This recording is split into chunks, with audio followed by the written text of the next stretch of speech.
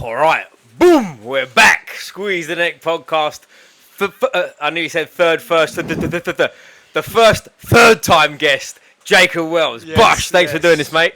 Yes, pleasure. Thanks. Pleasure. So we are Ashford today. Just asked you that. Jesus Yeah. Christ, I've had a mare to start with here, and I can't speak nothing. But as I said, first person that's been on it 3 times. So, and I just held up 2 fingers. I'm having a disaster. Yeah. But we are in the dojo today. Yeah. Would you call it a dojo? Because we're kickboxing, I right? call this the room with nowhere to run, if that makes sense. Because you just put me on the spot, and that's what I had to call it, because it's small and it's fucking hot. The cell. We call it the cell. How about that? The cell. We'll rename it. The cell, yeah. Someone actually said that. What is the name of it? Well, we need a name for it. My mate Luke was like, call it a name. And I was like, fucking hell. House of Pain. I need something. I need something to call it. It's small and it's hot. Comment below. We'll see what we come up with. Actually, let's get that going. Yeah, we'll see what we can come up with. I mean, keep it somewhat not X-rated, but we go for it. But mate, as I say, always great to see you. I haven't seen you for a while this time, have I? It's been about a year, I think. Has it been that long? Yeah, because they fly by. We've, as we said twice before, you have fights coming up, you have fights since. You've had quite a lot of fights, I think, since I last see you. I've had about 5, I think. Have you? 4 that or many? 5. So you're busy? I've had about 5, I think, in about... Is it 4 or 5? 5 in about a year. Must have done. Or let's just say a year and a half, for argument's sake. Gotcha. So it's busy time for you. Like, because last time I spoke to you, we were speaking not about you coming to the end of the career, but we spoke about like what your plans are and whatnot, right? Yep. But I'm assuming since that you've just gone, let's just have a tear up. It's like I changed the year every time. I was like, 37. 36. To be honest with you, I feel all right. How old are you now? I'm 33. I'm coming up 33, so it's like, So it's like, mate, the older I get, the better I feel. I feel like I feel good now. I feel good. Okay. I feel like I'm getting better. I'm training more smarter. I'm doing a lot more recovery. I don't know. I just feel better. I might just be. I feel like sometimes I'm just convincing myself of that. But I think sometimes the more you do it, the more experience you got. You cut fat off the bone, don't you? You cut out the waste of time stuff. Do you know what I mean? I'm assuming you tell me you're not getting up and running 10Ks every morning, are you? No. You get out of the wasted stuff, don't you? With me, it's just like stretching, mobility, all that kind of stuff. It's just getting myself going so I can go again. I always say to people, I struggle to get going sometimes. Does that make sense? Some days I'm like, I can't lift my arms above my head. But when I get going, it's right. So mobility stuff is key. My strength and conditioning guy, Sam's really good at that. He's going to be like a program for mobility, and I've been following that, and that's really helped me. So yeah, that's what I'd say for longevity. Mobility is really good. And nowadays, what's your best fighting weight? My best fight weight between 70? I'm going to say between 76 and 77, between that. Yeah, maybe 75. I mean, that's a fucking push. So how much you weigh now? I'm about 84, 85 kilos. Right? Yeah, this is actually me good shape. I can go up to fucking 90, 91. Can you? You get that big? Yeah, big. But me, Monty, I've got more on top of it. My coach, Phil, he's got me on a diet. He's like, right, what's the weight and all that. He's on me, so, yeah. Them days of trying to go up and down and stuff. That's what does you, I think. It's coming down, isn't it, too much? I lose too much. They go, oh, you don't like powers and that. You do lose a percentage of your... When you lose a lot of weight quickly, you do. Like, I don't give a fuck. Some days I take like a round to get going when I cut a lot of weight. You always know when I've cut too much weight in a fight as well, because I'm flat for the first round. You go, you know what's going on. Oh yeah, stick it on him. Yeah. When I start off quite sharp and I'm quick, it's because I've had a good cut. My last few fights, I've done it better. Right. But okay.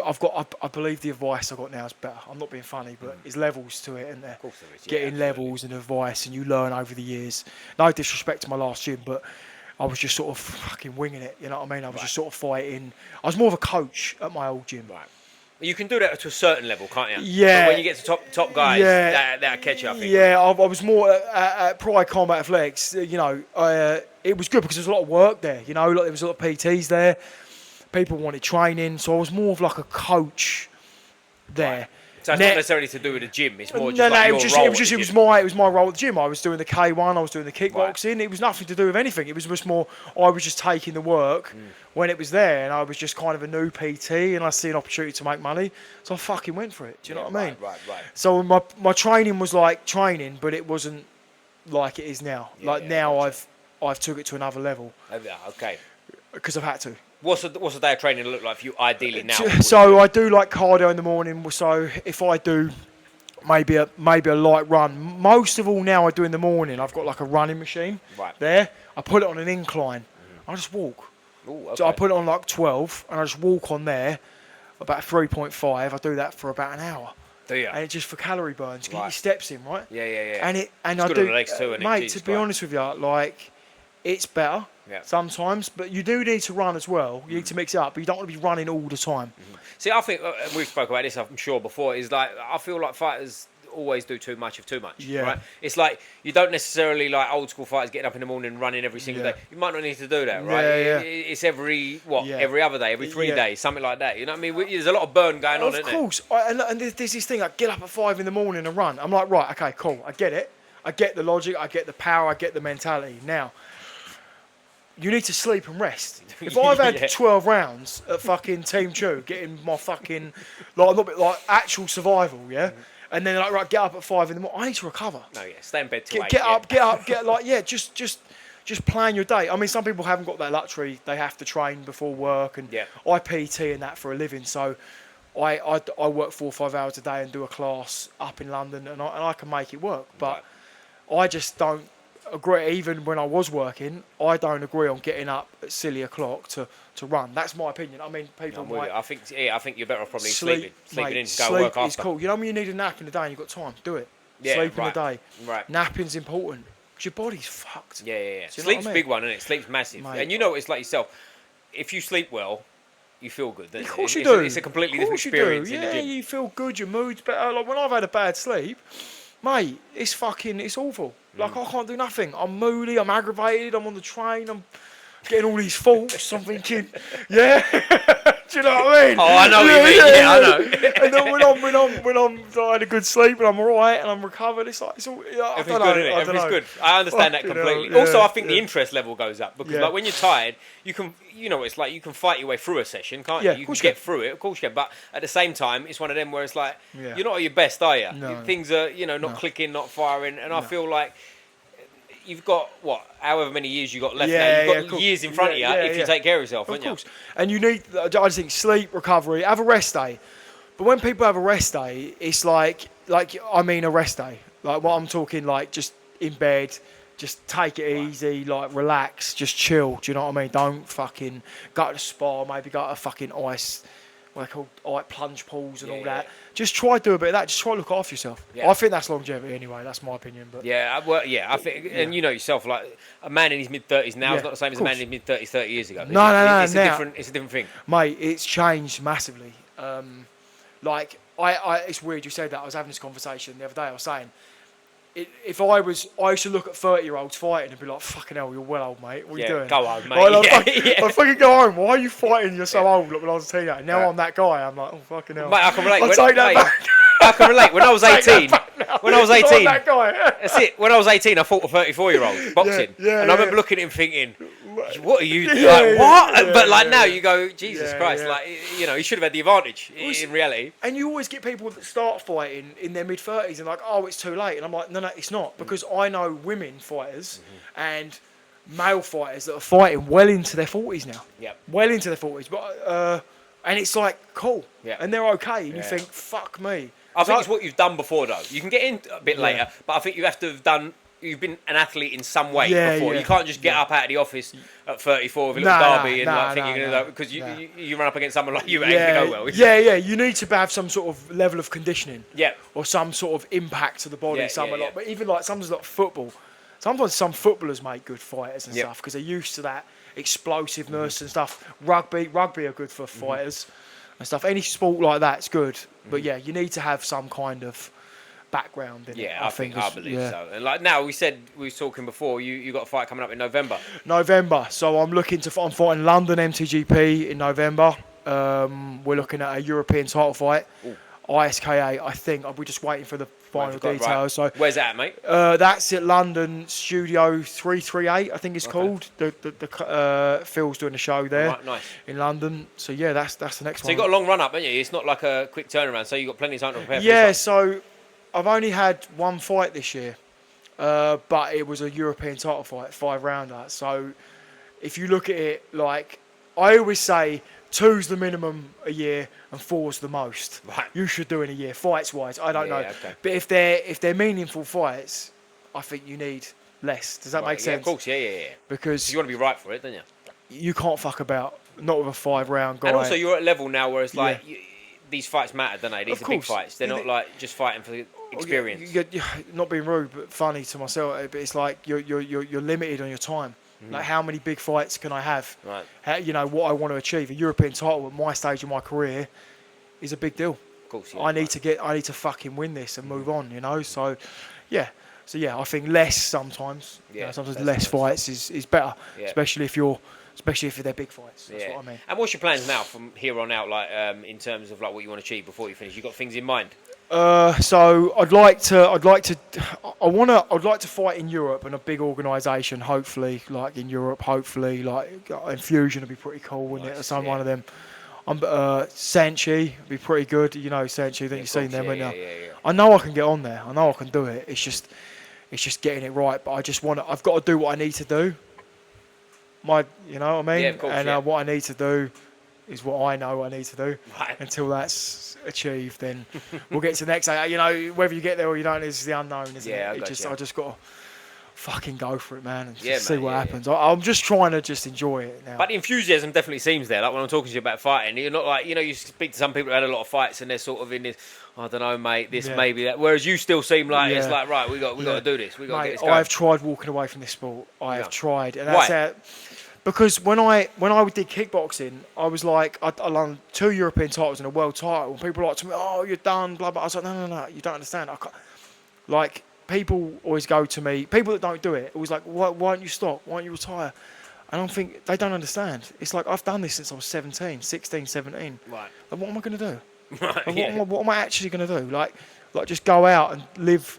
I'm not saying it's wrong what they do, but I just can't fit in that life. Yeah, I got you. I can't fit in that life, So I just want to be healthy, basically, right. and lead by example. My son's getting into it, Albie, as well. Lovely. He's getting into it now. How do you feel about that? I'm really excited. He's good. Okay. Yeah, he's good, mate. He's good. I'm not going to push the sparring. I'm not going to push the fighting. How old is he? He's now 6. Oh, so really young. But he's decent. He's all right. And I've not done. Just a little fella under Albie. Yeah. He's the one that let the dog in earlier. Let the dog in earlier. Albie's in the dog house. I was like, Albie, don't let the dog in. Fuck me. One job, Albie. Come on, mate. He let the fucking dog in. Fucking hell.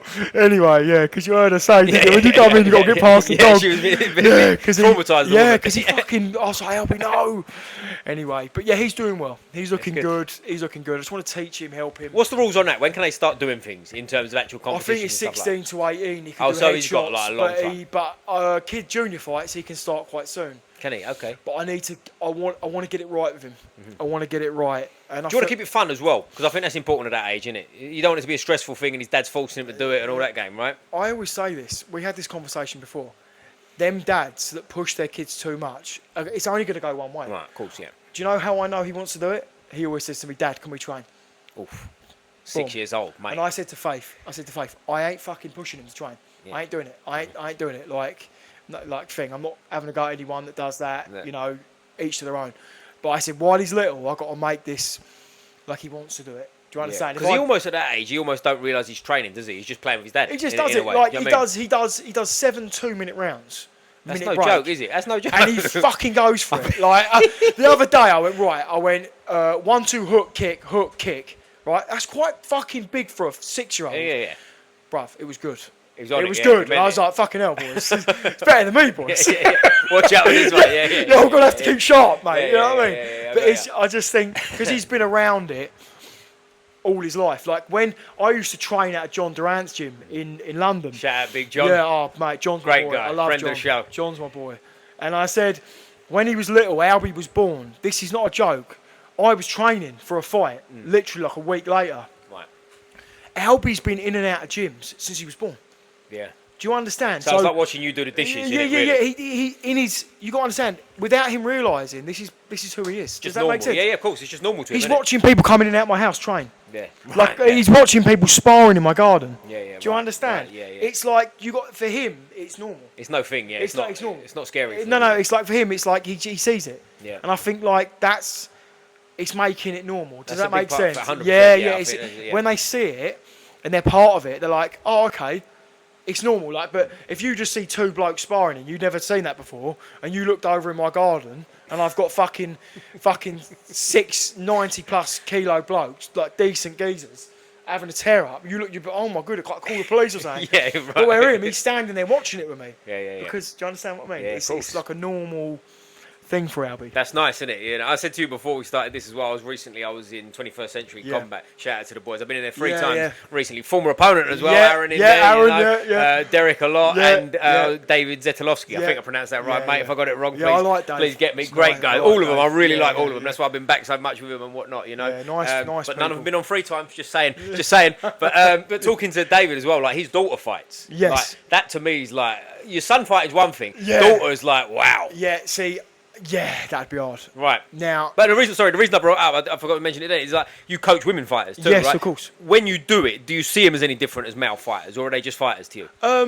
You do... They get a bit more emotional, and I feel like you get more on an emotional level with them, because it's like you've got to train them. We're all equal, right? We're all equal. No one's better than anyone. We're all on a level. But it's like... I feel like you have to teach women just slightly differently. You have to talk to them a little bit differently. Well, we are different, right? You said it there. We're equal. We are different. We're equal. We're all equal, but we're different. But even personalities are different. Of course, yeah. They've come to me, these women fighters, or train for a reason. Right. Something's gone wrong somewhere. Right? That's a fact. Yep. I'm in fighting because I've had a fucking fucked up life, right? So I'm here. Do you see what I mean? And that's the truth. You could. I don't care what anyone says. Some people just get into it because they enjoy it. Yeah. Fair play. Yeah. But most of the time, there's something deeper. I personally don't know anyone that hasn't got into fighting at some level that is not a bit. Something's up. There's something deeper. I see it from my life. I can talk to someone and I can see it. Yeah, right. And I think, oh my god, it's sad because they don't know how unwell they actually are. You're talking to them and you think, fuck me, that poor cunt. Yeah. You think, but almost ignorance is bliss a little bit, isn't it? It's a little bit like they don't know, so it's better. Yeah. If they do know, you're opening a can of worms. But let me tell you something now. I prefer a nutter than someone that was sly and fucking shit. I'd rather a nutter. Give me a nutter all day. I will train a nutter 7 days a week. But one of them sly ones that are like you think, nah, trust me, get rid of them. Me. Yeah. But nutters all right. Nutters. You know where you stand with a real nutter, don't you? Well, yeah. You expect them to be. You know where you stand. I can fucking relate to them as well, which is another thing. Right. And I know what they want to do. I know what they want. So I think sometimes, but yeah, going back to it, I think women fighters, you get more emotionally. You want to help them because it's a woman, right? It's women. They're emotional, and I just want to see them do well and stuff. Right. But seeing my daughter fight, fair play to him because that must be quite difficult. But if they want to do it, you've got to support it, right? And I think that's important. What you just said there. It's like they're going to do it anyway. Yeah, they're going to do it. Life. You can't tell them what to do. No, you just got to be like, right, okay. So I've got to do my best here to make them kind of do the best I can. Provide what do they need? Yeah. And she's in good hands. She's got Katie. She's got Dave. I'm not being funny, but amazing experience, great people. Yeah. They're going to do well. That's it. Let's be honest. And that was one of the big conversations I was having with Dave over there with the gym. It's like, have you been in the gym over there? I haven't been to the. Oh wait, I think I did a seminar. Mm-hmm. No, was it that gym? They had an Esto Hoost there ages ago. Okay. But either way, it's a very warm environment. You go in there and it's like, of course, and they spoke again. I said to, like you fought there, guys. They spoke very highly. Ruben Barella as well. Shout out Ruben. Yeah, Ruben. Like all of you fought each other and a little round robin in it. And but there's a warmness to it, is what I'm saying. It's not like when you started striking. I've been in striking gyms, where you go in and it's like it ain't the friendliest of environments, is it? No, I must admit, I've been to some gyms. I'm like, fuck me, I'm fucking hell. It's just not very good. But I must admit, I feel like it's like when I went to Team Chew for the first time. That's a big gym, right? That's a good gym. That's an established gym. But they were lovely to me. Straight away. I'm not going to lie to you. It was rough the first few months getting used to, because I wasn't used to the pace, the style. I struggled with it. And explain the difference for people. What, when you say the style difference, they're more Muay Thai heavy, yeah? It wasn't that. They were just so clever. They read you like a fucking book. Is that right? Okay. They were just, and I'd just come home. I said to my best mate Lucas, I said to Faith, I was like, fuck me, I'm struggling here. This gym's good. Like, this gym's really good. When I say struggling, it was like picking up the patterns, picking up the rhythm, picking up. Do you understand? Yeah. You can look like you're in there and you're surviving, Does that make sense? Yeah, but you're not actually. You're just existing. Getting through the rounds. You're just getting through it. You're not actually learning. And over time, you get better and better and better, and you just got to keep turning up. And that's what I remember you say to myself, whatever it takes. I used to walk in that gym and I go, do you know what? Whatever it takes here, I'm going to fucking try my best here just to get through this.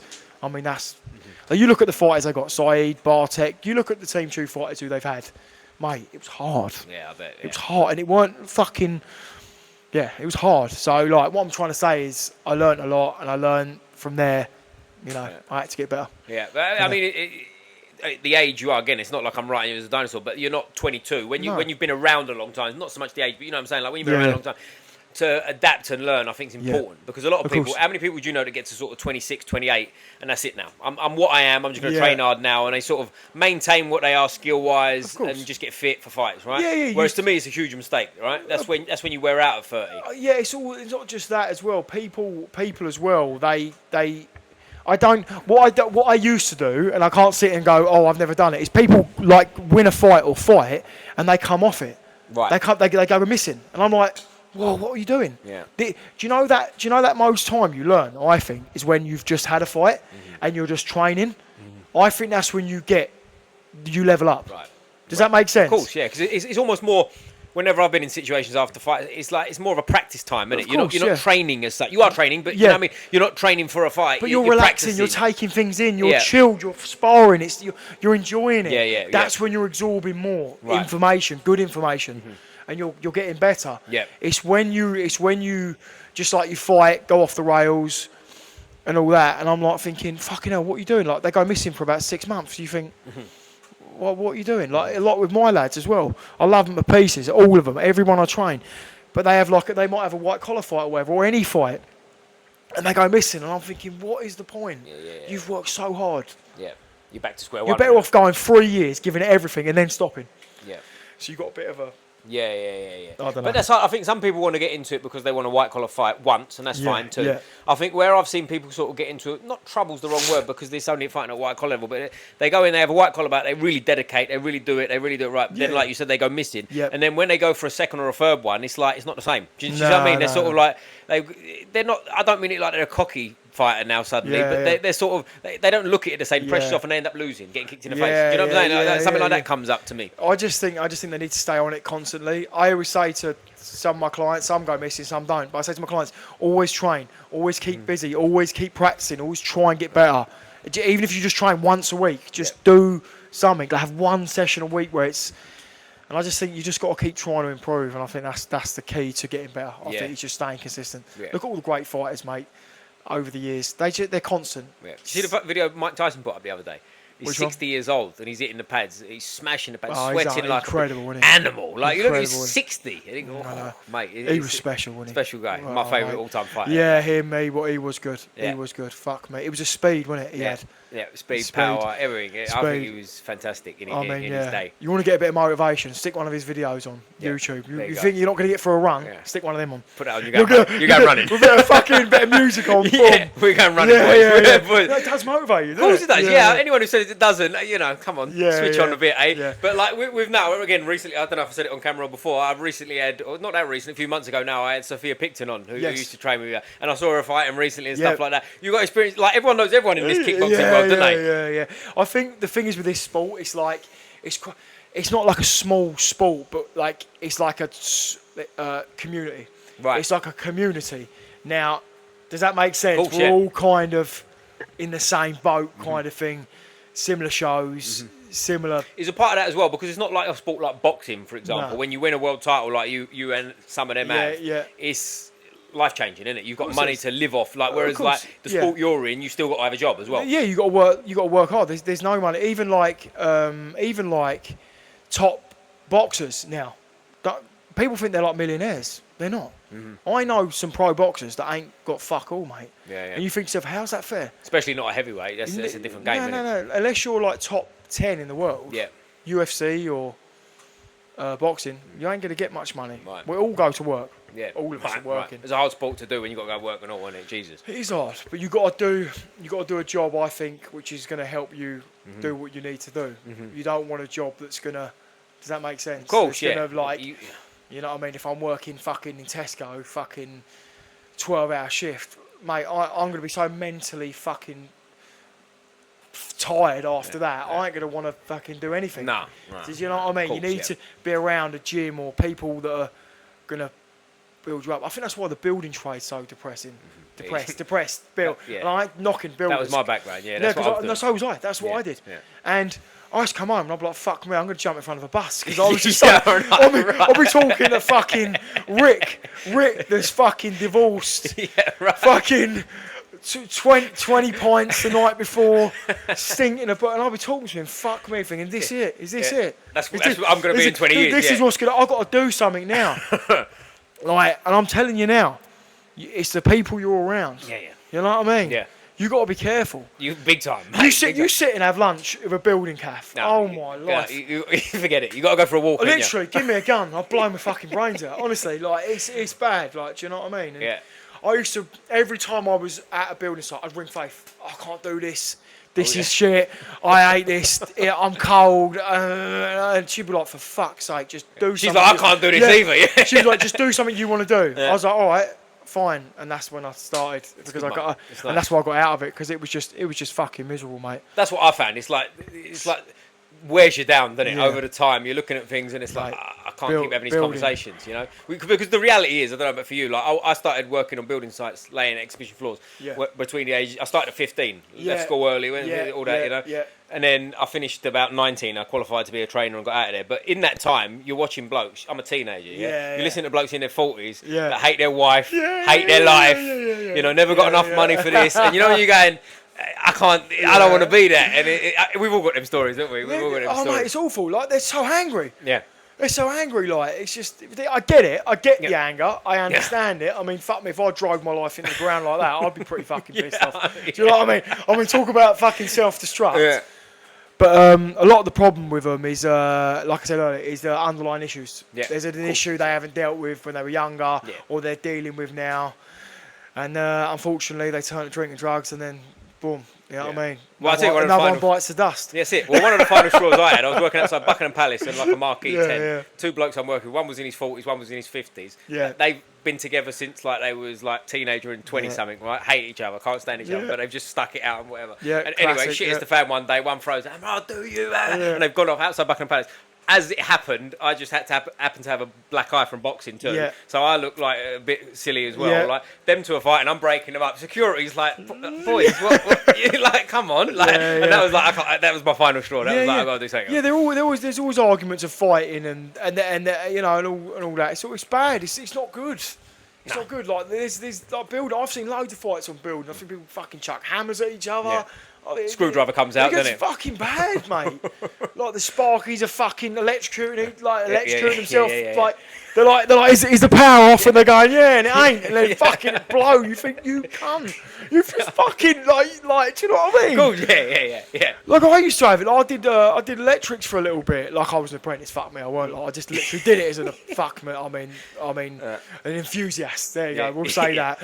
And I was doing it, and I went, look, is the power off? They went, yeah, power off. I thought, you ain't. I'm like, and they're like, do it. And I'm getting quite frightened here, mate. And they're like, it's what's it like, 240 volts or wire in it or whatever. And I was gonna fucking do it, and I cut it, and I was like, and it was alright. And I thought, oh my goodness, but like, they didn't know. I'm just taking a risk here. Do you know what I mean? But anyway, no more building. Yeah, no more building. Get out of it now. Yeah. Do what you want. If you like it, then it's different. Yeah, it is. But that's the thing too, as well, which I don't think a lot of people outside of combat sports would appreciate. Is, of course, it's dangerous. Goes without saying. But when you're in it and you're enjoying it, and this is what you switched on for, it's not. It's less dangerous, but you look at it different, right? And it's like this is.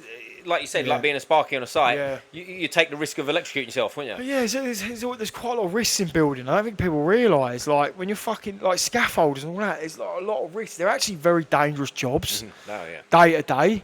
Do you know what I mean? But, I worked in old schools with big holes in the floor, like a whole like a square metre, and you're like, mate. But we could rant all day. We sound like two dinosaurs. We do. This came from talking about Sophia's Pictures fight career. So sorry, Sophie. Fucking hell, sorry, love. Yeah, she's all over the place now, and like you said before, like she's a real good fighter. She's really going places. She's very good. She's got a future, and she's young. Look, listen, she's got talent. fucking good luck to her. Yeah, good personality too. I enjoyed talking to her. She was fun. I think, like I said to you earlier, the last time we spoke, personality, fight, sellable, boom. Yeah. You need that, and she's got that. She'll do well. There's a lot of promising fighters coming through now, and good luck to them. Seriously, good luck to them. That's nice. I want to see them do well. Yeah, and I'll tell you one thing that I wanted to ask you as well, like where you coach people a lot, you've got quite a particular style and frame for the way you fight, and I was speaking about this with Aaron, the venue, shout out, mate, which we'll come back to, but like, but the reason I bring it up is because like you and Aaron, right, in the same division, how tall are you, mate, 5'10", 5'11"? 5'10". Yeah, right? Just, I think, yeah. We're calling 5'10", 5'10", 6'3". Right? That's it, 6'1", yeah. But like Aaron's a legit 6'4". What are you laughing for? Yeah, I weren't. What? But like you got Aaron, who's a legit 6'4", and he got legs up to here, like completely different. The reason I ask it in that way is like when you train people, I'm assuming you get people with all kinds of different like, and with your style, do you have to sort of be aware of how you teach people? Yeah, you got to adjust the range. Yeah, you got to adjust the range straight away. Aaron's got a very high work rate and very like long legs. Now, I didn't know, like he was just scoring on me so much to the point where it was mental. So. He nicked it on points because he was just outscoring. Yeah, he said that. That's exactly what he said, he did. He outscored me. I was looking for one punch, and he was just scoring. Fair play. Yeah. Great game plan from the team. Yeah, boom. Yeah. It's a learning thing, but he'd give anyone problems. Yeah, and he's one of them as well. Like he was saying about his style and stuff. I won't go back and watch the episode. I won't butcher what he said. I won't talk for him. But like you're one of them that's got that one hitter quitter power and all, and you flattens people. Like we've seen knockouts. Like I've seen knockouts of you putting people out. That's got to be a big part of your game as well, isn't it? It is, but the last 4 or 5 fights I've changed my style massively. Have you? Okay. I've been winning on points and.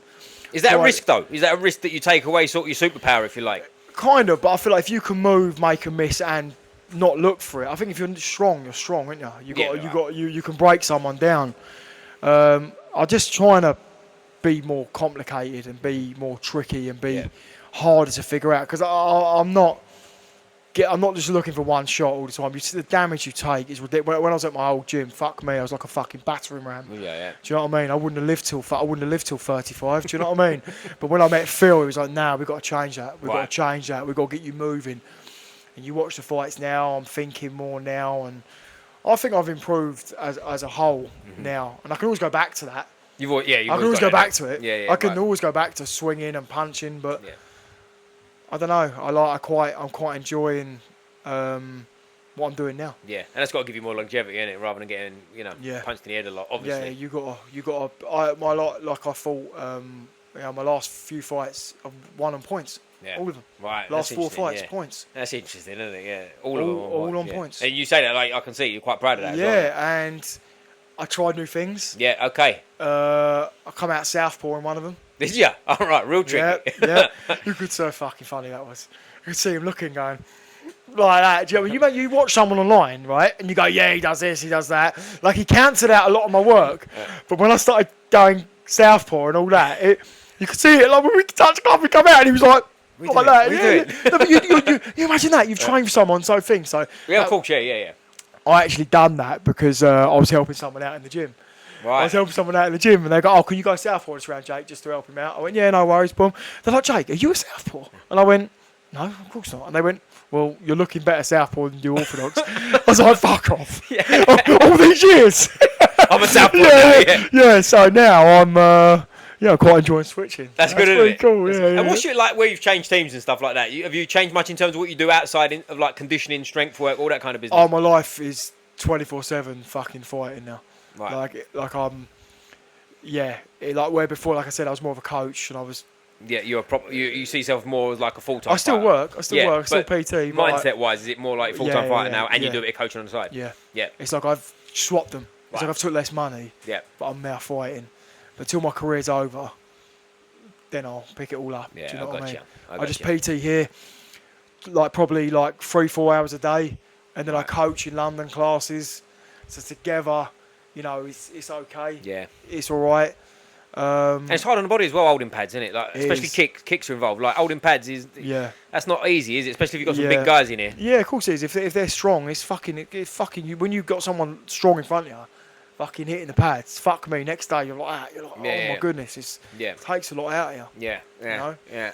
But it's a balance. You just gotta with my clients, it's like you kind of get used to the timing and pad. I do think there's a knack to holding pads as well to make it less impact. Is that right? And that's what Phil's teaching me now is how to hold pads better, basically for longevity, basically. And you can get air pads and stuff now. And can you? Okay. You, can get, you know the air pads. They're more like cushion ones. Okay. I'm not saying it's gonna thing, but when you wear the little curved ones and they hit the little compared mitts, to the bigger ones, it makes it. I'm just saying it's little things, isn't it? You know what I mean? Yeah, and you got to. It is a long game, isn't it? Because you want to be able, whether you're going to do it or not, you want to be able to do it when you're 60. Didn't you? Of course, I need to. That's my living. That's how I make money. It's like I've got to keep it going for as long as possible, you know. So because eventually, when I stop fighting, my PTs are going to double.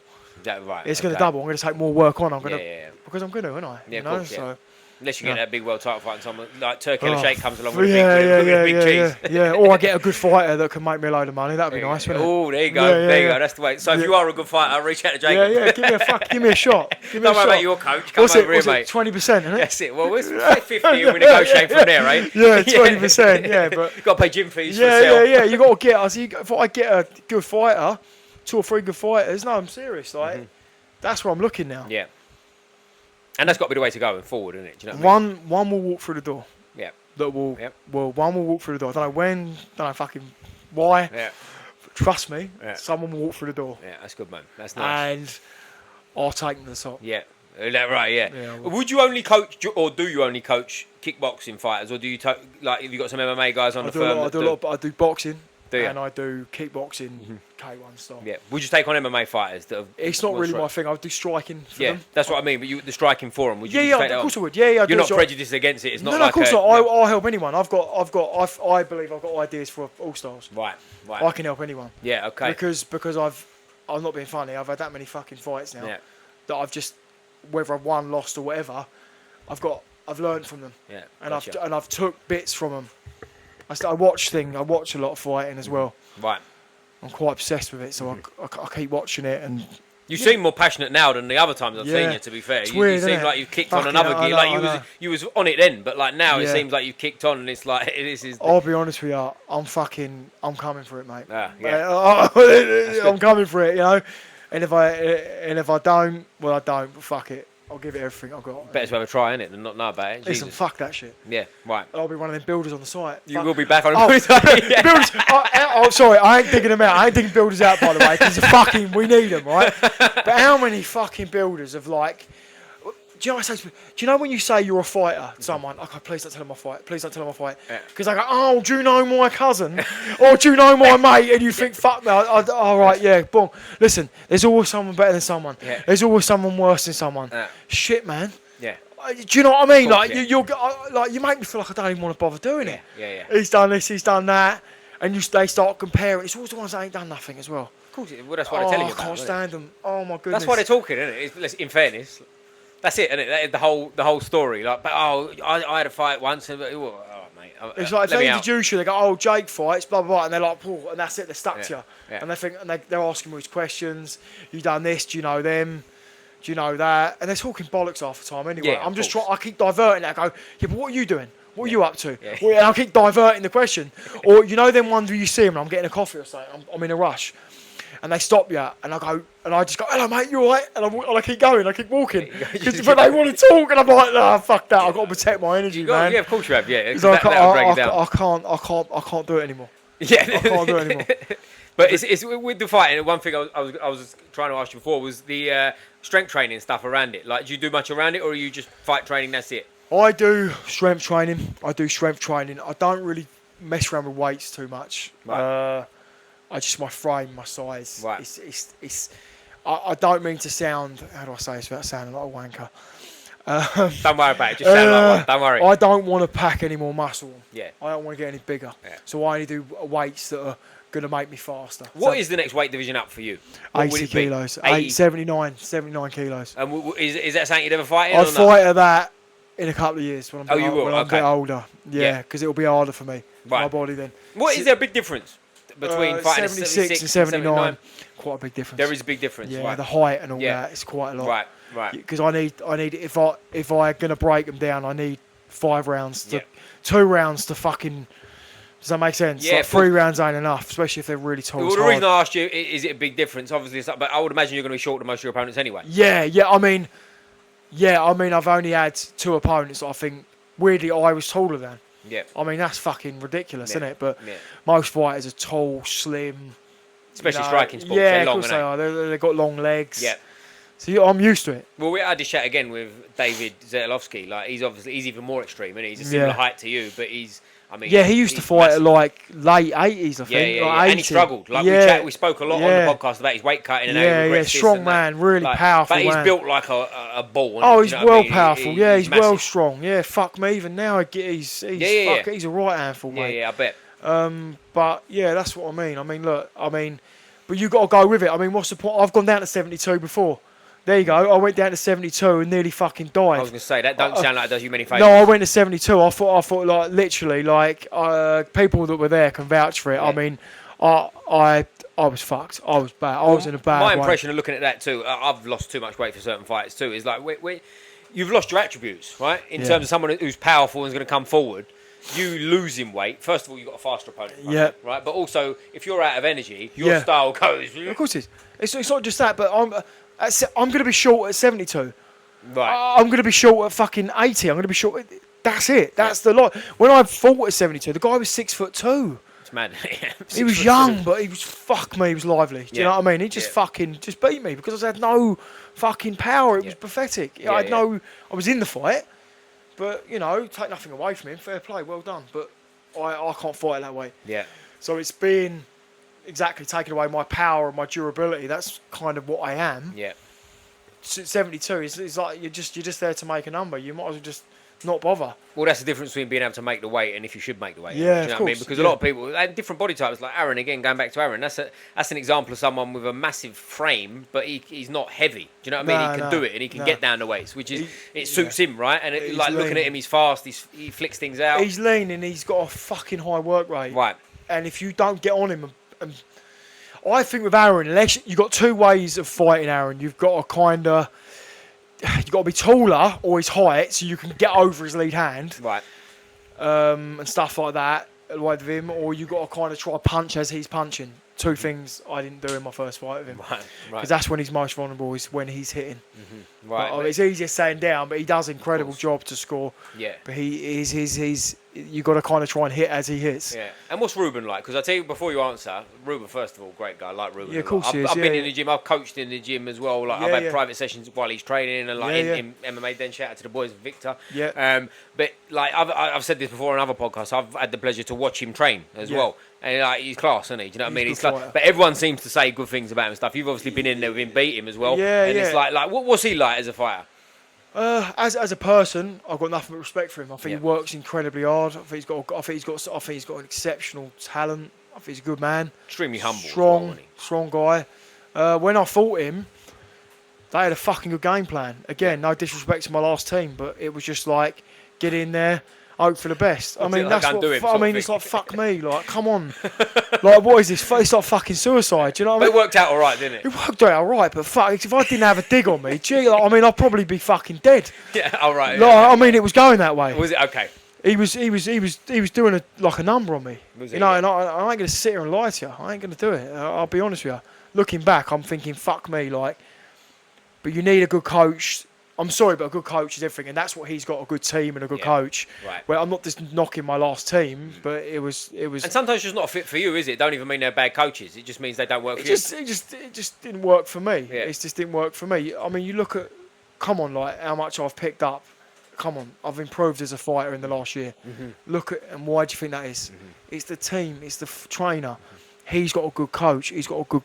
They had a game plan for me. Yeah. They were ready for me. Mm-hmm. We weren't ready. Right. We were just like, boom, cut the weight, go in, is what it is. But I always think to myself, well, maybe my coach believed in me that much, he thought I could win. Yeah.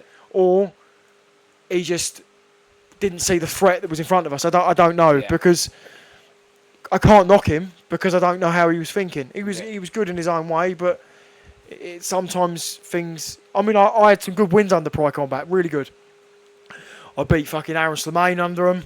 I beat Ruben Borello under him. They're big fucking wins, mate. Do you know what I mean? Proper wins, yeah. Big fucking wins. And I'd done that with them, with that old gym, so I can't sit there and knock them because I did have good wins. Well, here's a question for you, because I'm a believer in this as well. Like, sometimes you can overcoach people, right? You see it a lot with kids. I think we might have spoke about this before. Like, you do too much information. Sometimes just let them go and do it. And like, I feel like, is there an element of that with you where they was just like, let him off the leash, take care of it? I think Martin see my power and stuff in the gym and thought, fuck, Jake can buckle anyone. And that's what I'm getting at. Like, let him do his thing. I look back now, at the time, it's like, oh, for fuck's sake, boom, boom, boom. But then I look now at him and I think, maybe he just believes in me. Yeah. Maybe he just thought, you know what, Jake's got this. Jake's a good fighter. Yeah. He can do this. Yeah. I know he'll find a way. Yeah. I don't know. Like, that's what I'm saying. Is it like an element of like, don't get overly technical with a man like Ruben. Just go and stick it on him. Do you know what I mean? I'm oversimplifying it, but you get where I'm coming from. Yeah. Like, Martin's, they were good in the second round. To be fair, they were good. Like, when it comes to motivating, getting on me and pushing my buttons, the first round with me and Ruben was quite scrappy, and it was a fucking British title, York Hall. It was a big fucking fight, brother. It was a big fight. Deal. Like, for me and him, it was like I felt like that was a fight for the next level kind of thing. And first round was scrappy. Second round, he went to another gear and got a count on me. Weirdly, people think I'm chatting shit, and I won't lie, and I'm honest. You know me, I'm honest. I was never hurting one of them, not hurt once. Don't know why, but maybe it was the way the punches were hitting, they were gliding. And when he come in to try and finish me, I was fine. The ref the count, I think, actually went against him because it actually gave me time to do what I needed to do. Right, give me that clean space sort of thing. Give me that clean shot. Yeah, okay. Because I've seen the finish, right? If I hit that shot, I don't care who it is. They're going. No, they are. Look at the. There's obviously there's men stronger than me. Of course there is. There's men better than me. But I believe, how do I say this? If I land that shot, I will. I will end the fight. Nice luck for you to have that. I will end the fight, and that's it. Yeah. However, if I don't land it or don't do it, I'll lose the fight. I don't know. Because if I look for it, I'll fucking lose. But the moment I landed that shot, everyone from here to the end of fucking the UK knows about that punch. Right. So the moment I raise that hand, they fucking run. Right. Does that make sense? Yeah, the moment I go like that, they go, what are them? Yeah, something fucking else. So that's why I changed my style. Gotcha. I was becoming predictable. Right. And I had to change my style and find another way, and that's where my coach Phil, who's incredible. I don't know, have you seen my coach? Phil, of course, yeah. He's good, mate. I don't know him personally, but True brothers. I used to work in gym box way back in the day in 2012. I was teaching boxing up there, and they were teaching Thai, so I know we knew each other 15 years ago to say hello. Do you know what I mean? But I don't know him personally. But I know exactly what you're talking about. The Chu brothers are, for me, are the best. Yeah. That's my opinion. Is that right? That's my opinion, and I mean that's an opinion just of me. That doesn't really, on the scheme of it, doesn't mean anything. But I think the way they teach, the way they detail. Even just being with them, my coaching's got better. Right, okay. Does that make sense? Yeah, so it's like a win-win. Yeah. Does that make sense? Yeah, of course. So yeah. But I've become very close with Phil and his brothers and stuff. That's nice, yeah. And we're good friends. And he looks after me, and I try to do my best for them. Yeah, that's good. It's a good community, the kickboxing community. I've never fought kickboxing, but I've done a lot of training around it and stuff. Like, do you know a fella called Daniel Terry? I'm assuming you know. Daniel Terry. He was Muay Thai European champion. I think he was like. Daniel, correct me if I'm wrong, mate, but anyway, his son now, Kane's fighting. I'm going to be honest with you, I'm bad with names. Oh, yeah. But I'm good with faces. Mate, I never forget a face. Mate, that's a saying I say all the time. I'm good with faces, bad with names, but I remember him. He's my I mate, do think Faith goes, who's that on the telly? And I go, bang, and I mention the film. And she goes, oh my goodness, yeah, that's the one. Never forget a face. Never forget a face. There you go. Careful out there. Listen, careful. Don't attack me in the street. Careful because I will remember your face on the ID parade. Yeah, there might be some festering demons floating about from primary school. Yeah. Be careful out there, guys. Yeah, I go, I fucking know that face. Year 4. Yeah, fucking hell, yeah. But anyway, the reason I say it, his son Kayin fought that night on a night where I saw Ruben fight as well. Yes. So they're all around, all good people is what I'm trying to say. Like all sort of similar personalities, the wrong way to put it because we're all different, right? But like similar in terms of I've always had warm experience with them versus like other striking sports. Sometimes you go in clubs and it's like ain't a warm experience. Do you know what I mean? Like we get on with it. I just think I haven't got a bad word to say about any fighter or any coach in this industry, and that ain't me being like I'll say that to anyone, because we're actually all decent people. Do you know what I mean? Everyone helps each other. No one's got anything bad to say. Everything's on a level. You fight, you go home. That's what I say to my clients: just fight and go home. Yeah. Do you know what I mean? Yeah. All that hanging about shit, just fight and go home. Yeah. Like, do you know what I'm trying to say? That's all you're doing. You're not making millions. Yeah. Don't let it stress you out. We've all got to go to work like the fucking Monday. You know, so yeah, you just got to fight, enjoy it. I think enjoy the journey while you can, and just pass your knowledge on, and that's it. That's good, man. That is nice. What are you like fight night? Are you overly nervous? Are you one of them that you're pacing about, or? Because I can't see you putting like Spice Girls on and dancing like I've seen some people. I don't think you're in that lane. Well, you're saying that. No. Forget the face. No, I don't know. No, with me, it's like I have this process, right? And I don't know why. It's only happened the last 3 or 4 fights, say 4 or 5 fights or whatever I've had since with Team Show. So I get in the venue and I feel sick. Okay. I feel sick for about an hour. Sick, like fucking sick as a dog, like eating something sick. And then I'm fine. Absolutely fine. Then I'm raring to go in there. Like I want the hand wraps done quicker. I want the fights done quicker. I want to get in there. Right. Does that make sense? Of course, but I have a moment where I feel sick and I'm like, oh fuck this shit. One we're doing this fuck this. Yeah. But is anyone not like that? Have you ever come across anyone that don't get nervous? Anyone that's like fighting, everyone's like quite quiet. Yeah. Quite quiet and like thing. Well, I'll tell you one thing I noticed as well, and I've told the story only a few times, so I won't butcher it again. But when I was 19 in a change room boxing, I was going out to box, and there was a geezer in there who was 29. And you know when he's asking too many questions, it was his first fight. But you know when you look at someone, you go, this fighting thing ain't for you. Yes. You want it to be, and you train hard, and you ain't bad in the gym, and you want to tell your mates you're a fighter, but I'm looking at you, this ain't for you. Yeah, and he kept asking questions. Yeah. You know, it's almost like it got to the point where it was like, I'm going to go and sit over there because I don't want, it's almost like catching a flu off you. I don't want to be around you. Do you know what I mean? Like you see them, don't you? You also see the corners as well. Yeah. You know, you get in our thing, you get the black and white corner. Yeah. Now, I always think there's always more winners on a night on one corner than there is on the other corner. Now, let me tell you something. If that fight before me comes in winner, I'm confident. Right, is that right? Boom, I've been around, yeah? Yeah. Right? Let me tell you something. But if we keep coming in fucking losers, I'm thinking, fuck me. I'm in the losing room. Okay, now. There's something going on. Or some fucker in here has jinxed us in here. Is that right, yeah? Yeah. What did you do? Did you go and change rooms or what? Did you go and sit in the other locker room? I just leave the room. No, I'm joking. No, I just like, I don't know. I'm quite superstitious like that. Yeah. I just think, oh my. But fighters are, man. Like fighters, how many times have you seen fighters wrap their hands, wrap one hand, unwrap it, wrap the other one? I do all the time. I do all the time. You know what I mean? Mental stuff going on. My hand's basically done. I'm like, nah. Do it again. And they look at me like they want to fucking hit me, and I'm like, I go, because my hands are wide, aren't they? Yeah, you got big hands. The size of that fuck, it's like a fucking hammer. Yeah. But what I have every time, it's like weird. As soon as I clench it, it fucking doubles in size. Yeah. That's what I make them. No, do it again. But it's part of my ritual. Is that right? It's part of my ritual. So, anyone going to wrap your hands in the future, just be aware you're going to have to wrap his hands 7 times. No, but they know now. They know. They know I'm going to do it. They go, is it all right? And they look at me and go, is it all right? And I go, I do that a couple of times. I go, no, I can do it again. Do it again. And they have to always cut it. Because I don't know why. I just do that. But it's working. If it works, it's right. Yeah. I've got like rituals and stuff. I like to be in the home corner as well. Okay. I like to be in the home corner.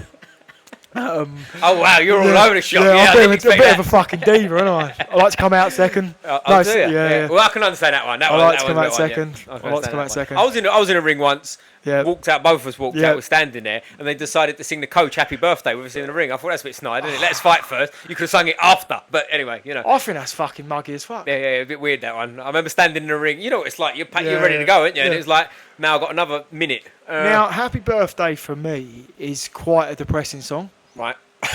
Now, the tone of "Happy Birthday." Yeah. Oh, okay. Just sing it to yourself. Yeah, I'm Happy Birthday. It's a bit like, fucking hell, this is a bit. Yeah. Am I celebrating here? Am I fucking? No, it's a bit of a tone. It's a bit of a monitor. Imagine fucking 300 people singing it. Fuck me, you'd want to fucking jump in front of a bus, wouldn't you? Yeah, I did. Yeah. So I did win that night though, so I bet it's all right. We'll stick with that one. I'm just saying, it's not the ideal hype song. Yeah, no, it's not. If he started fucking MCing and all that, I'd be like, let's go. Yeah. Bit of garage or something, or a bit of fucking. It was very monotone. Like old geezer, bless him, the MC. Like I don't know who he was, but he's about 300 years old. Bless him. Do you know what I mean? You know how it goes on them shows, like you know. Yeah. Some of them still going. I mean, I've seen MCs and I've seen like when I first started fighting. Fuck me, they've got to be about 100 years old. Yeah. Well, judges are annoying, and you go, I think you missed that one. Yeah. No point, never mind. No, it is a thing, but yeah, happy birthday for a fight. That is. Well, I think that's quite unique. There's not many people that have got that, is there? There's not many people that have stood in the ring waiting for someone else to sing happy birthday. Yeah, that is. I mean, like you say, after at least. After, wait till the fight's over at least. Do you know what I mean? Like, don't do it now. Happy birthday. Jesus, I'm waiting for you to announce me stats and tell people that's all I ain't. It's just very unnecessary. There you go. Yeah, wrong time, bad timing. Yeah. Wait before I've walked out. That's fine. That's fine too. But I mean, anyway, who was this guy? He must have been a big deal, wasn't he? He was our coach. It was a fella called Sid Khan, who is a big deal in the amateur boxing. So on the amateur boxing scene, and I think they did it without him. I think it was his 50th. If someone else remembers this from Elsfield Boxing Club, remind me. Oh, fair play. But it was like one of them. But there's exceptions. Yeah, and to be honest, I'm sitting here now. It sounds worse now sitting here. At the time, didn't even think about it. You know what I mean? You're in your own little zone. Sometimes as well, like delays as well, can also be sometimes quite good as well. It sounds a bit stupid, before you go out the ring. Yeah. They're like, crowd, sit down, blah, blah, blah. Sometimes them little delays can... Yeah, but I always found I'm in such a state anyway. It was like... I'm not really worried. I'm in such like I couldn't be aware of what was going on. I was a bit of a pacer in the change room and leave me alone, don't talk to me. So by the time I'm there, it was whatever. You don't want to be... Do you know when I know someone's really nervous as well? Is when they can't communicate with you. Yeah, okay. That communication is everything. I've cornered fighters and been not the head corner, but like the assistant, if you like. And I'm talking to the person and they're not communicating with me. That tells me a lot. Right, okay. Nothing's coming back. They're not listening. They're not going to listen to what you say. Right, okay. And what do you do in that situation? You just got to try and keep it fucking basic and break it down simple and try get them to calm down and relax. But basic's not for me anyway. I always think basic's best in the corner, right? You got a minute. You ain't got long. Give them something. Don't feel their brain, because I've seen that too. Like not being involved necessarily, but sitting watching. Coach gets in. Go this. He's going there. When you go there, throw this. Whoa. It's too much. He's stressed out. He's losing. It's like they're doing all these combinations. The person's so like overwhelmed and they're caught in it. First thing you got to do is get the attention of them. Because they're looking. They're just you see it. We've all done it, and we're all guilty of it. We're just looking ahead. We're like, what the fuck? We're caught up in this mad moment. It's like deep breath, gum shield, water. Okay, cool. Right, what's going on? You ask them what's going on. Boom, and then you just got to try and. Oh, you got to do more of this, pick it up this round, or they're looking for this shot. Just simple things that they can see. Yeah. I think that's the one. So, and just get them through the fight. That's the main thing, is getting them through the fight. Stressful time in the corner as well when it felt bad. I remember coming to a corner once and coach having a go at me, not then, but after, because of like, he put the water in the mouth, hold the bucket, spit it. I mean, such a like all over the shop, like you're saying, looking here, there and everywhere, swallowed it, spat nothing in there. And I could see him looking at me going, are you fucking listening or what? All right, take a second. And he had a go at me, not then, because it's not the time, but after. He was like, what are you doing? Because everyone's got different methods. Some slap in the face, some talk, some shout. It's about the individual. You have to know, and that's what I think a good coach is. Someone that can manage people differently. Everyone's different. Some people need to be shouted at and told. Some people need to be talked to and broke down carefully. I'm that person. Needs to be broke it down. Right, Jake, come on, boom. Like shouting at me and screaming at me, it just isn't the way for me. Right. Do you know what I'm trying to say? Yeah, some people need and that's important, isn't it? There's a good video, again, going back to the guys over there, David in the corner with Aaron. I don't know if you saw it recently on Instagram. I can't remember what he said, doesn't matter, it's irrelevant, but the way he was in the corner. Like, exactly that, like very sort of like, no bullshit, to the point. Talk, This, calm, talking, look at me, blah, blah, blah, blah. And it was just like, it's like almost like a new generation, whereas like David's obviously a younger coach, isn't he? You know what I'm saying? Like he's not 60 with an old like flat cap on and you know what I mean? Back in the day where coaches would be sort of like, do it this way because we've done it this way for the last 75 years. You know what I mean? Yeah, it's just someone's just talking, breaking it down. It'll go in because you think all that noise, all that madness, all that chaos. That little voice goes in that little bit more. Of course it does. If I start shouting, you're just gonna be like, oh, all right, okay.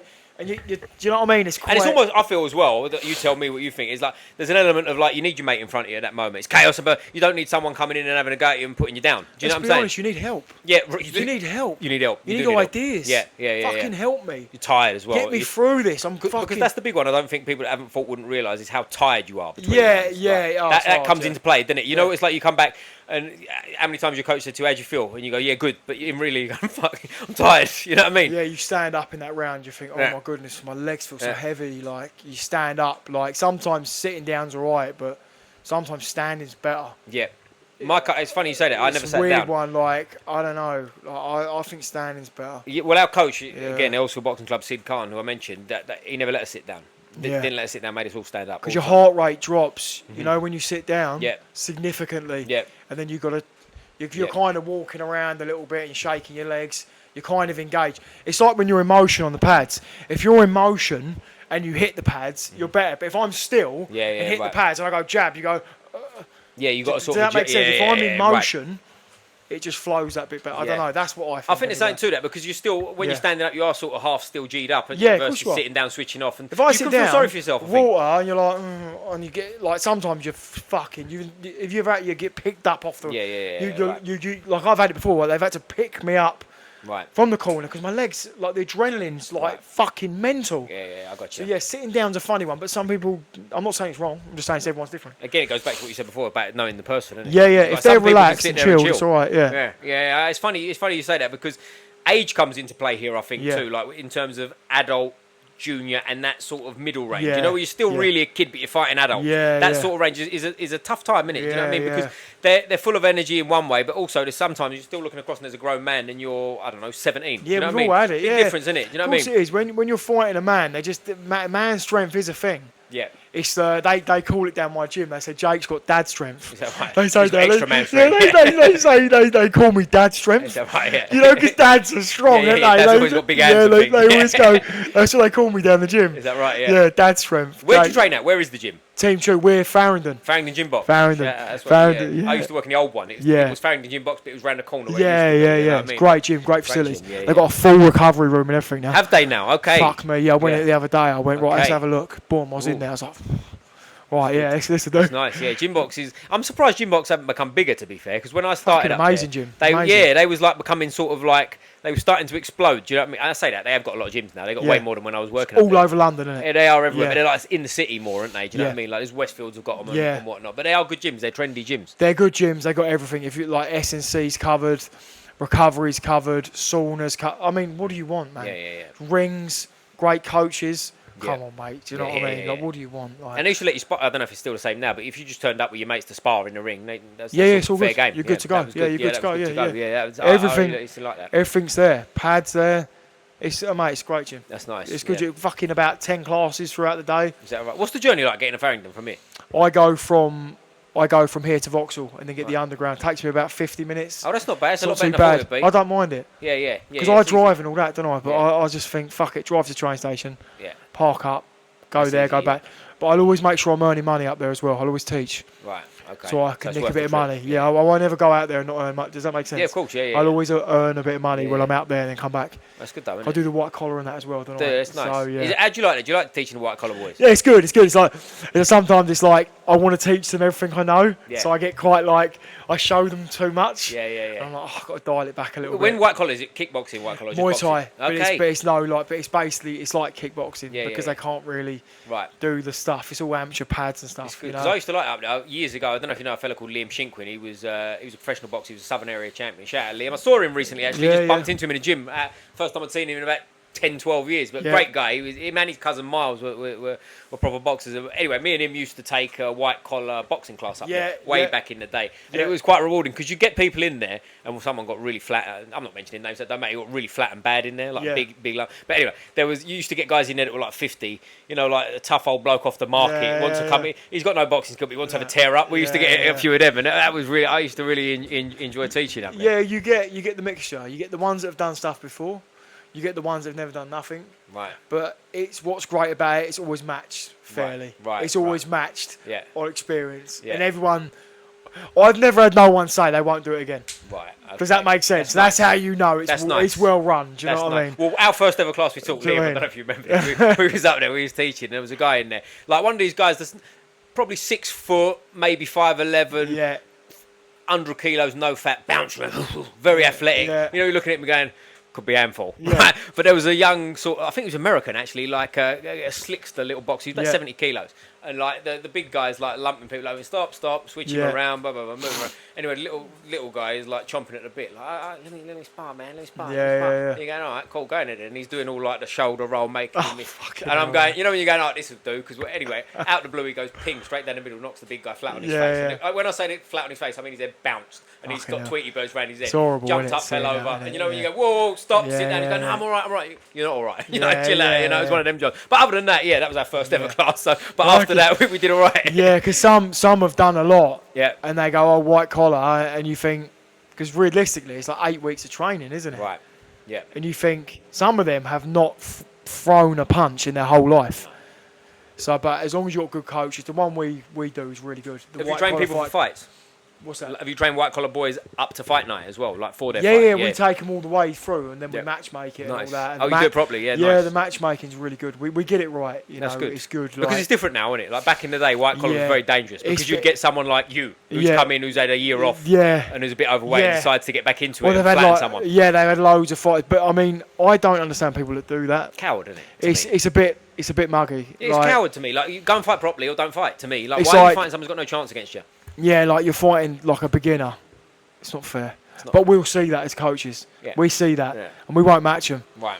Because for 8 weeks, it's quite hard to hide your ability, right? Unless they fake it all the way up to the fucking. They're not going to do that's that. Another level. Because the old ego kicks in, so they can't help but do it. Of course, inspiring, they start turning up. Yeah. You can't. Listen, we see it all. Yeah. We know what's going on. I bet you do. So I've never done it. Like I've coached some. Like my friend was at UWC, I think it's called. Like a white Right, a charity thing. He had to train with them twice a week or whatever it was.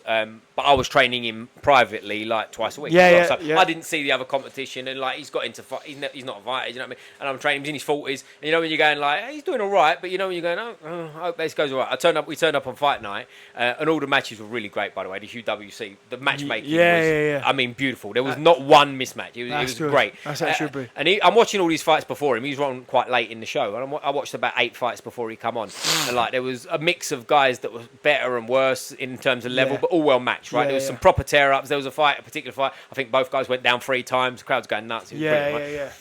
The fight before him has come out, and there's 2 blokes. They were probably flyweights, really small, but they were good. They're slick, and they're popping the jab, they're slipping shot. And when you're going, I hope he ain't fighting one of these. I hope they ain't saved the better ones. I'm sitting there, but it wasn't. It was good. And my guy ended up winning second round TKO, so it was brilliant. But it was like, one of them moments. It was just like you're thinking about like white collar from yesteryear, and you go, don't do him like this, please, because I haven't been there and seen it. But as I say, I just think like when people are beginners, the thought of fighting 8 weeks is actually fucking crazy. Yeah, terrifying. It's met like fair play to them. Yeah. Like getting in there after 8 weeks, they need to give themselves like credit. I say to them after the fight, like give yourself credit seriously to getting in the ring, crowd.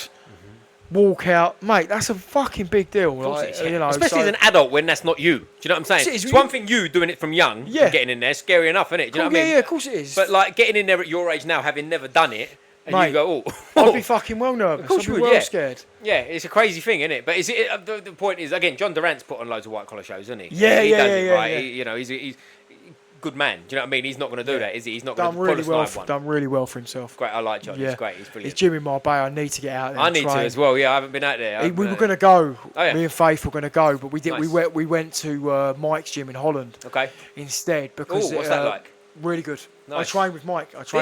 Yeah. Because I tell you, I reached out to out there, and I've got a chance, hopefully, to train. It's Majuro gym.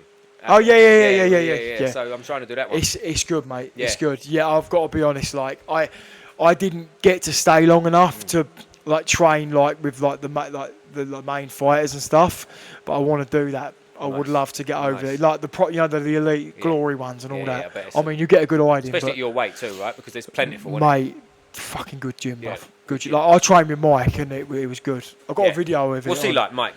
Lovely man. Is he good? Yeah. Lovely man. I got on really well with him. He seems like it on camera, doesn't he? He's fucking brilliant. But when I was kicking the pad, it was like hurting me. He's solid, man. He's having it. My God, he's solid. Yeah. He's a lump though, isn't he? Yeah, I was kicking through it. Yeah. And it was like the next day, I was like, oh my goodness, my leg. Nice. Solid man. Yeah. Great trainer. Yeah. Lovely man. He was lovely. Like I did a 1-to-1 with him, and I went in the ring with him, and Faith was there, and he was lovely to us. Great experience. It's something when I watched kickboxing, that's something I always wanted to do was meet him and train with him. Well, it's funny. The reason I got in touch with him, and I see him on Glory as well. Yeah. A few months later. Is that right? My mate Saeed fought. Yeah. And we went, all right, Mike, and all that. And my coach Phil knows him anyway. Yeah. And do you know what I mean? And it was just nice, we was in the changing room with him. That's good. At Glory. That's nice. Well, come on, like there's levels That's in there. There's levels.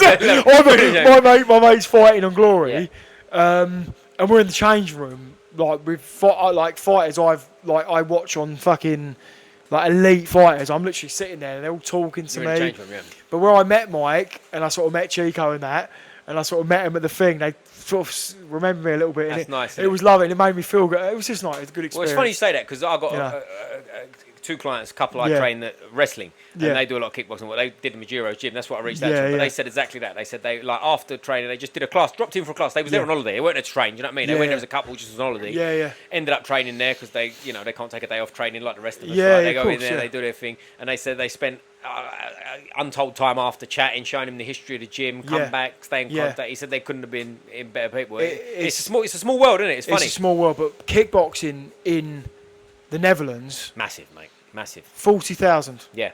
Crazy. 10,000. Yeah. Well, they had the best guys as well, weren't they? Me and Phil were in the hotel, and there were Germans there as well, and they were sort of there. And me and Phil were doing a bit of pads in the gym, just doing a bit of training, just waiting for Saeed. He was cutting weight and that.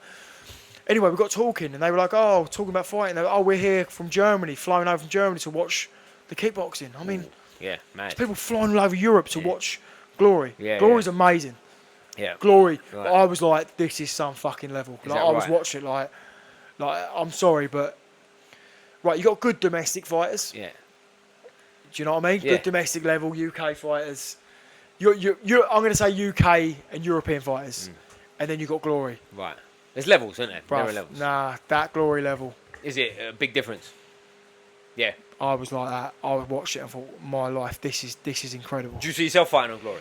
I do, maybe not now. Right, maybe it's too late now for me. Honestly. Would you like to though? That's your thing. I would go on there. Yeah. I would fight. And if the phone went and the opportunity come about, I would take it. I would take the fight. They'll be better than me. They'll be better, but I would just try and believe in myself and have a go. But I just think, honestly, I won't lie to you, and I won't lie to here. You need to watch it. Like when I watched it, I was in fucking awe with it. I was this is incredible. The level of striking was fucking elite. It's different in person, isn't it? When you're there in person versus watching on TV, things are very different. People don't understand how good it is. Yeah. Like people, good elite fighters go on there and don't do well. Right. Yeah. Because and these are top elite fighters I've seen over the years go on there, and they get beat. And do you know what I mean? My mate Saeed fought on there. He had a bit of a bad weight cut and all that. He went on there. He weren't himself on the night, and he got caught. But the guy he fought, I said to him, the guy you fought was that fucking good. He'd beat anyone. Right. The guy he lost to. Who can say anything? Yeah. Who can criticise him? Yeah. He lost to, to be honest with, a world-class fighter, and I never say that. Yeah. I never say world-class ever. Right. And the kid was unbelievable. Was he? Yeah. He's unbelievable. Like, who was he? You know who was? Remember his name? He's an Italian fighter. I'll get his name. I'll come back to it. Remember his face though, right? I remember his face. I remember his face. I'll see him. I'm like, yes. We'll stick it on. Yeah. But it's funny when you see him up close. I've never been to Glory, but I've been to one championships and stuff. Like, I had good seats. I had good seats. I was in the change room with them all. Right. I was walking out. I could see them all. I had fucking good seats. Right. I see everything. Yeah. And I was in awe with it. I said to Faith, I've got to go watch that live. And my mate Alex, that used to train with me at the old gym, he used to bang on about Glory. I knew it was good, and I always respected it, but until I see it and trained and see him, I was like... Nah. Gives you an extra pep in your step, I find, and all. When you see that up close, it gives you that extra little something, doesn't it, where it's like, I just don't know what it is with them. And that show, they've just got something different. Is that right? I don't know what it is. What... It's like the skill, the power. I mean, the toughness, the gloves they use. They're tens, but they're you know. No, I don't know. For me, that's my opinion. But it's a big sport. It's like football over here. Is it really that big? Yeah. Glory's like football over here. That's nice to hear. Isn't it? It's like football over here. If you want to kickbox, if you want to be a decent fighter and you're young, get over to Holland. Yeah. Train in Holland. Get on Glory. And listen, man. That's where it's at. Because if you've been on Glory and you've been successful, UFC will take you. They'll all take you. Of course they will. Look at fucking Pereira. Yeah. Look at Adesanya. Where'd they come from? Yep. Kickboxers, right?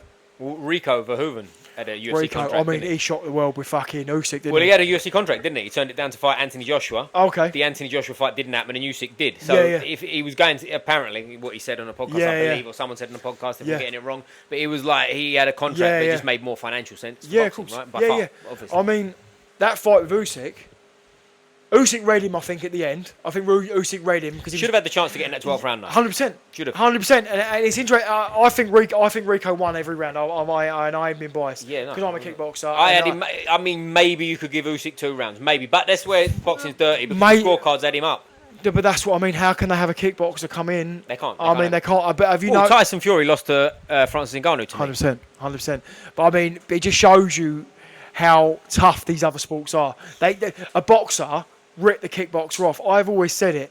Undefeated on Glory for 10 years. Yeah. Do you know how good that is? I've fucking seen that level. And he's been down and got off the floor to win, which is even more crazy. Spinning back fist, kicked in the head. He's been hurt bad. You've seen him wobble the whole deal. Got up to win every time. Rico's an incredible fucking man. Incredible, great guy as well. Yeah. But like I said to you, talking back at the level of Glory, undefeated in 10 years in Glory. Are you serious? Mental. And they're writing him off like he's not going to do nothing. Yeah. I said to Faith, me and Faith knew because we watched fucking Glory and fighting. And I said unless Usyk knocks him out, he ain't because Rico's like the champion, like the Stairmaster and all that. Yeah. Like, do you know the Stairmaster? Yeah, cool, he's got like the world thing for it. His fitness is fucking... Well, I've seen him train. He did a video once with Eddie Hall, right? I don't know if you've seen the video where they're doing training and he kicks him up in the air. But it just shows like the level of conditioning. And what did Eddie say in that video? The hardest man, if I could any is Rico Verhoeven. He thinks he'd beat anyone, which I think might be a bit strong in terms of grapplers might get hold of him. But of course, give him enough time. Like, it's a shame he didn't go to the UFC and see what was happening because like if he could.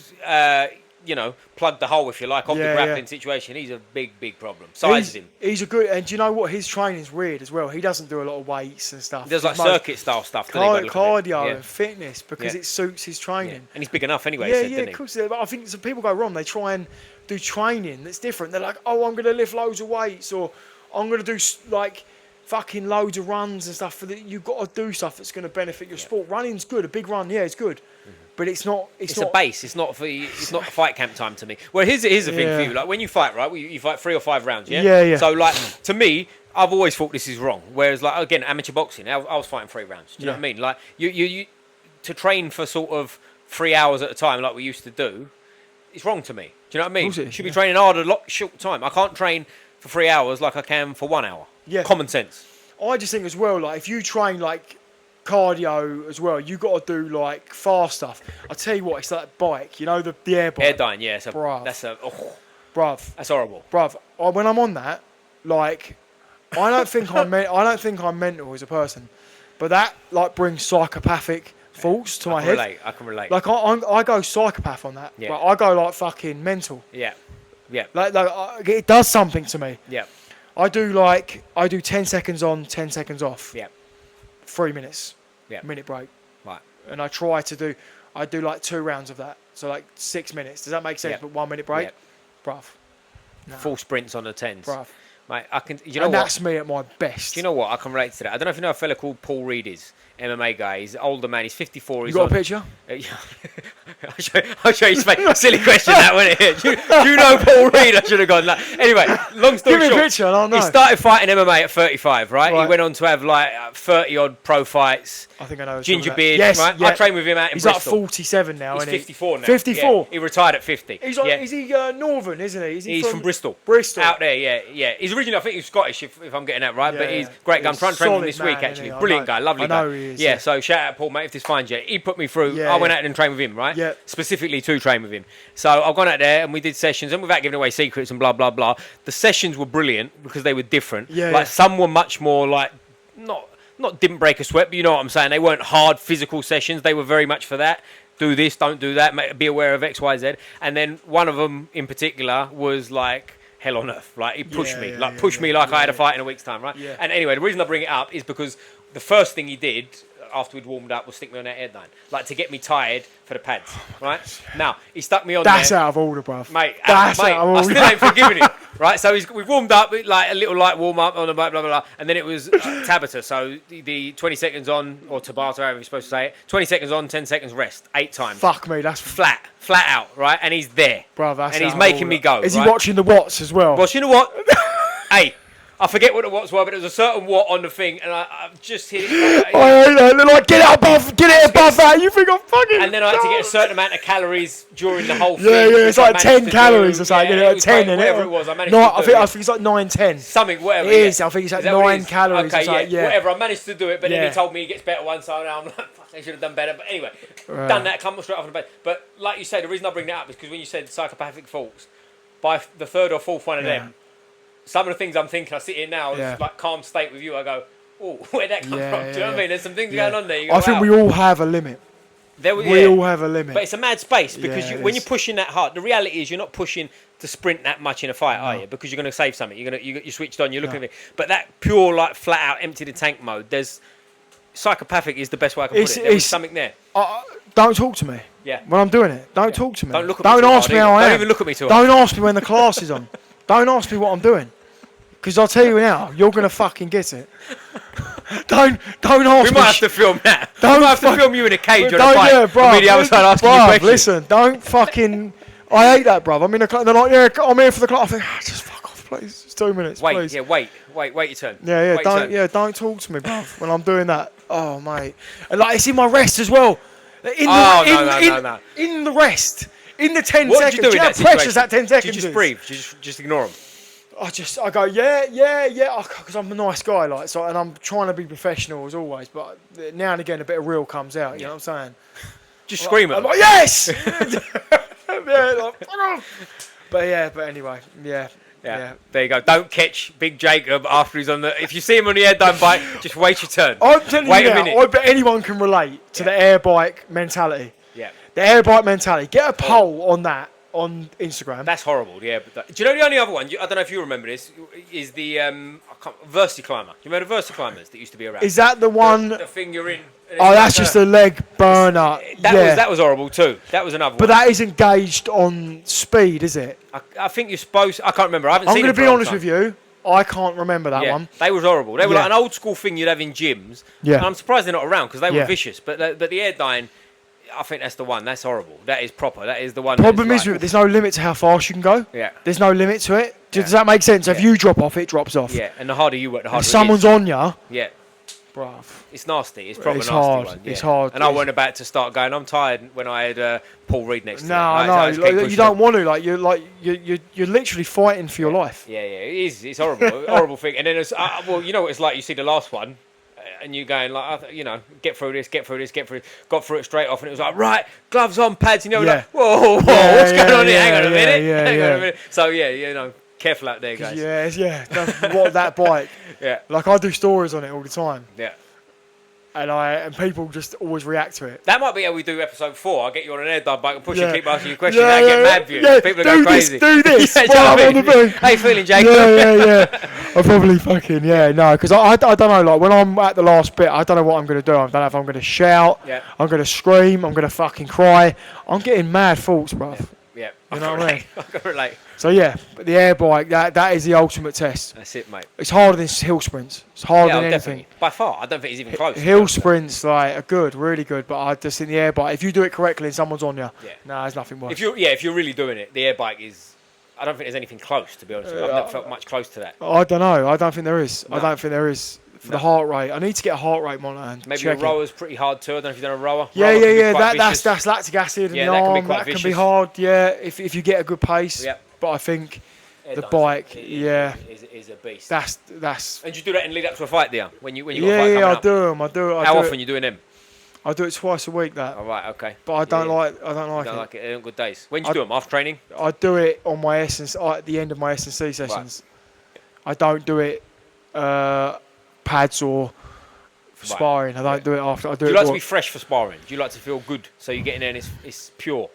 I don't really mind that because I've built up resistance over the years, so I can get through that. It's when I start chucking the air bike in and different sprints and then sparring. It's different. And how many rounds do you like to spar? And you got to lead up to a fight. We do about 10, 12 rounds, 3 minutes. Rounds. It's hard. It's hard conditioning. It is tough, mate. I ain't gonna lie. Yeah. It's hard. It's got to be though, isn't it? It's got to be. It's hard. If you're fighting 3-5 rounds, you got to spar 12 rounds. I don't care. You have to. And they've got to be good rounds and all. Yeah. Or you're thinking all the time and like isolating one thing, working on your check, working on your jab. Right. You'll be like, Jake, this round, work on your combinations. Jake, work on your defence this round. Right. That's how you get better because you're actually putting it into. You're switching partners as well. Yeah, switching partners, or 3 with one and 5 with one, and and then who won that round? The question comes. Oh, easy. So very difficult question that. Yeah. At the end of a round, you only go, who won the round, and it's tight. Yeah. I did. And I'm like, oh, I don't know. Oh, no, don't say I don't know. Say I did. And I go, oh, I think I took that one. And then they go, no, I did. But but you're trying to win. Yeah. Big score, body kicks, knees, big Just score. Be careful with legs and stuff, with hard sparring, in terms of kicking a knee and things like that. Yeah, you got to, but Phil will say, you need to set it up. Right. If someone blocks it clearly, you ain't set it up, have you? You're not looking. Right. If he's got his knee like that, and I go 1-2 hook low, he's going to instinctively 1-2 hook. He's going to check, isn't he? Right. But if I go 1-2 hook, fake the kick, right hand kick, then I've got the shot. Does that make sense? Of course, yeah. Because you got a pattern break. Yeah. So if I go 1-2 hook, he's going to check. Yeah. There's a window there where How are you sparring with it? Are you putting the shin pads on, or you do it bare? Shin pads, So you are properly going at them. Yeah, 16-ounce shin guards. Yeah, proper spars. Yeah. It's about 70%. It's pretty. It's pretty hard. Yeah. Do you box spar as well? Just I do everything. Do you spar? Do you do that harder? Boxing always gets heavier. That's what that's always been the case, right? I've sparred pro boxers and all that. Yeah. And there's one way to spar, isn't there? They always start it as well. Yeah. They just go hard. It is what it is. It's the culture. It is the culture personal. They headhunt a lot and all, don't they? Yeah, big time. They headhunt. You got to hit their body. You got to get on their body, boxers, because they're fucking good at what they do, aren't they? Yeah. They're just fucking headhunt. They don't really miss. Well, that's 90% of the game, isn't it? In reality, they're going for the head all the time. You got to be, because kickboxers now are quite conditioned. We're quite conditioned. So their fakes don't always work to the body. Does that make sense? Because where we don't bait it all the time. We use our legs to block and stuff. Does that make sense? Of course, so you're not biting. They sometimes struggle with kickboxers sometimes as well. I don't know. I bet, it's amazing. But when's your fight, mate? How long we got? I've got 8th of November. When's the tickets coming out, mate? They'll be soon. Well, let us know, mate. I'll be there if I can. I'm just waiting. I'm pretty sure it's a European, ISK European title fight. But again, I need some confirmation on that, and it needs to be sorted. We'll see. Or a defence of my European title now. Nice. We'll Very see. good. But we're just gonna go, mate. We're just gonna go for it. See where it goes. I haven't seen you fight live. I've seen Ruben. I got to see you. I got to get down there and see. You watch all my stuff. I've seen you fight. Don't get me wrong. I've seen loads of things, but live's different, isn't it? I want to be there. Tick that off the list. I get you to sign my shirt and all that game. I know Jacob Wells. It's one of them things as well. Like when you watch it live, like I said, going back to the glory thing. I've seen it on telly, and it's like, wow, boom. When I watched it live, I was like in awe. I was like. I said to my coach, I was literally like that. Like, in the weigh-in press conference, like fucking, like, Remy Bonjeski and all that. Did he? And I was thinking, wow. I was like, thinking, fucking hell, like, he just walked past me like it's nothing, because I was in the press conference with it. Yeah, it's all a bit more chilled there, isn't it? Like, when you're in the press conference. It's different. It's a different thing, but, like, do you know what I mean? And, like, I wanted to get a picture of him. I wish I fucking did now. Yeah. But I didn't want to look like a beg. That's right. I wanted to try and look like I was like, I'm part of this. You just got to jump on him, shake his hand, don't you? All right, mate. Remy, you're right, yeah? Do you want a picture of Rem? Yeah. They're all nice, but what I'm saying is But to be fair, like from my experience of being in press conferences around a lot of, it's all very chilled. No, because it's changed. It's not fans coming up to me and go, "Can I get a picture?" So it's very kind of like everyone's like, whatever, just you know what I mean, just chatting. Yeah, of course, I was in it was the weigh-in bit for Usyk Dubois. Yes. And I'm standing there because I got into the press thing. Won't say how. Someone got me in. Yeah. Got into the press bit. Like, look, I'm supposed to be here. Look, it's one of them jobs, right? Got in there. And you come, yeah. Like but I'm standing in there, and big lumps next to me. I haven't even clocked. You know when you're sort of looking that way, and someone's sort of next to you here. I gave it a look round. He's gone, "What's going on here?" Blah blah. And I'm just answering his questions. I looked up. It's Derek Chisora. Asking my opinion on what's going on. He's wide, isn't he? Yeah. Big, massive guy. He's not that tall, is he? No. 6'1", 6 foot. I'd give him 6'2". I'd give him 6'2". He's a fucking old big man. Yeah, big man.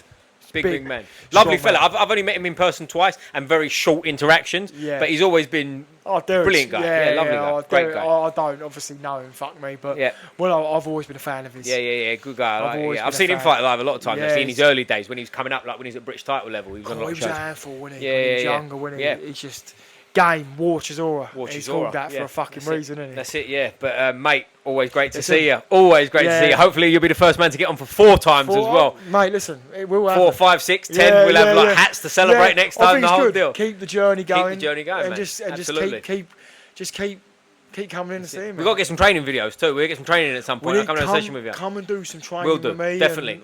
It's all anything where we're doing this or training or content. It's good for me. It's good for you. It's good for all of us, mate. Yep. Do it. That's it. Brilliant. Well, before we finish, most important question, and I always like it when you answer this one.